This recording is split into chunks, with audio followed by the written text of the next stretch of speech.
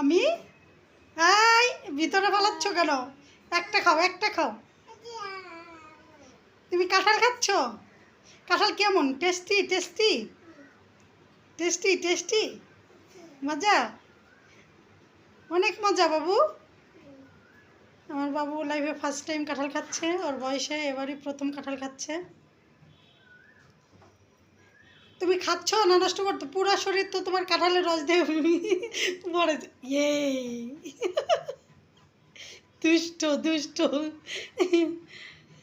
দুষ্টমি করতেছো কেন? ও